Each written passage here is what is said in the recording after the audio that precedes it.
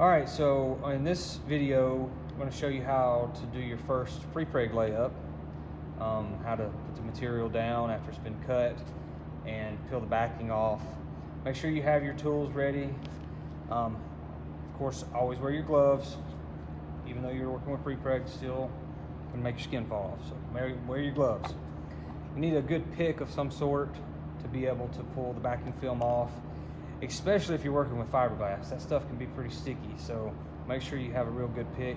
A lot of people like to use the razor knives because they're handy. Use the tip of the blade. Just be really careful with it. It does work, but you'll find that one of these works really well. They're really cheap. You can get them at like Harbor Freight for like I think $1 a piece, but these are really nice to have. So we've already got our material cut out. The first layer calls for a 0. We've got our mold plate laid out. I went ahead and put this thing in the oven and warmed it up. The material does not want to stick when it's really cold, so make sure you warm your molds up. Heat guns will work, but it takes a while, so best just to throw it in the oven about 150 degrees. A lot of industries actually keep their molds stored in walk-in ovens at 150 degrees. But make sure your mold's not too cold or you'll have problems with it sticking.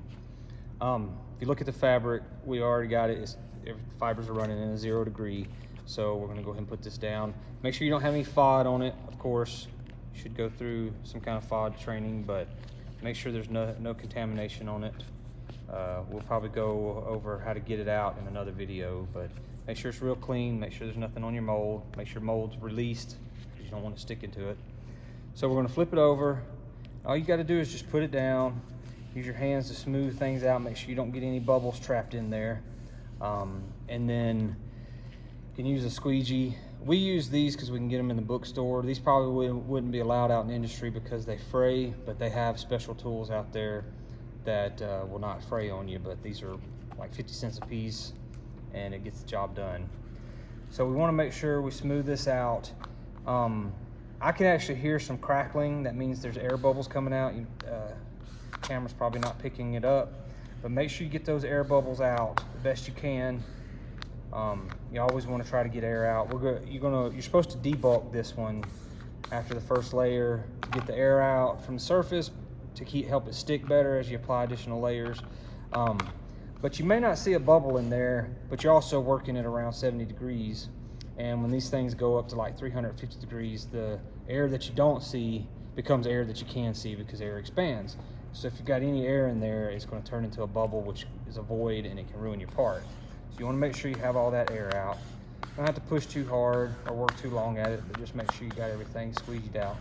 I would probably go in the direction of the fiber too, because the air would be able to travel between the fibers a lot easier. So once you have it smoothed out and down, then take your pick and just get in one of the corners and kind of pick at it. Be really careful with it too, because you can fray the fibers. You already see that corner trying to come apart on me. But work on that.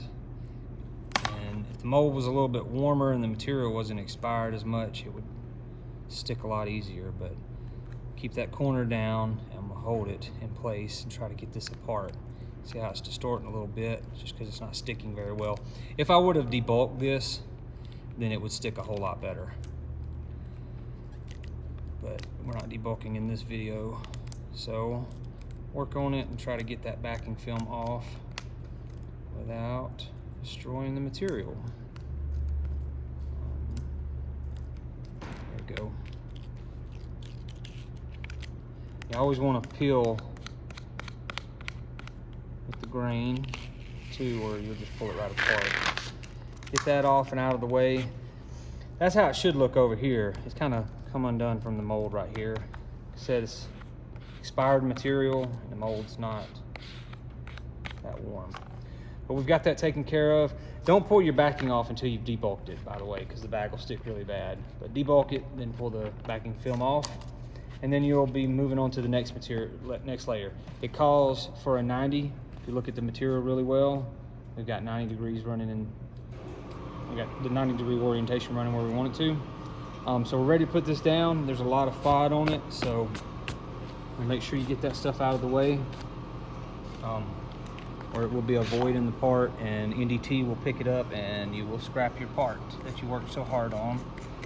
So make sure you get that trash out of there. We want no FOD in our airplanes. And then flip it over and make sure you line it up with the other layer. Your orientation is extremely important. Do not mess up your orientation at all, any time. If you go off just a little bit, it can ruin your part. Again, we're gonna get all the air out, run in the orientation of the fibers. Will help get it out better. Also, right here, sometimes if the material is not as tacky, you can have trouble getting it apart. So now would be a good time to really heat it up with a heat gun. We don't have one right now, but so we'll see how this works out. But smoothing it out really good should help. But a heat gun will also help stick. And then make sure also with your heat gun, you don't go over the cure temperature of your material, because if you get your material too hot with your heat gun, you're going to cure it before it even gets a chance to go into the autoclaver oven, and then the part's ruined. All right, that's coming out pretty good. Again, pick a grain, just like that, and discard your backing film. The worst thing you could possibly do, aside of getting the orientation wrong and FOD, is to leave a backing film in. That has happened. I've seen it happen out in the industry. So make sure you get your backing film off, whether it be paper or plastic. And then just continue on. This one calls for a positive 45. If you look, the fibers are running in a negative 45, but when I flip it over, it's going to turn into a positive 45. The fibers will be running in that direction. So we've got exactly what we want.